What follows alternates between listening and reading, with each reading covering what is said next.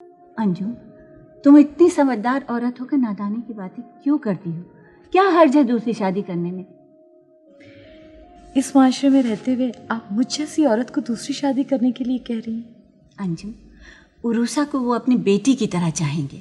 मैं और रफ़ी 20 साल से आसिफ और उनकी फैमिली को जानती हैं। भाभी, मैं तो सिर्फ इतना जानती हूँ कि इंसान जिस अकीदे का भी हो, जिस मिट्टी से जन्म लेता है उसी मिट्टी जैसा मिजाज बन जाता है उसका। फिर मैं इतना जानती हूँ कि तुम जैसी औरतों को शौहर और ससुराल वालों की हर ज्यादती बर्दाश्त कर लेनी चाहिए थी।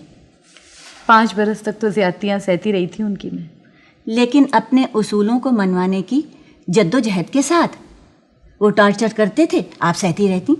वो अपने सौतेलेपन का गाना गाते थे, गाना सुनती रहती। अंजुम, मैं कहती हूँ तुम फौरन दूसरी शादी कर लो। पहली शादी का खौफ तो अभी दिमाग से गया नहीं, आप मुझसे दूसरी शादी करने के लिए कह रही हैं। ओहो अंजुम, तुम कामयाब औरत हो, कामयाब रहोगी। लेकिन मेरा अपनी ज़िंदगी के बारे में जो तज्जिया है वो ये है कि मेरे लिए ज़िंदगी में कामयाबी और नाकामी का फ़र्क पहचानना मुश्किल हो गया है।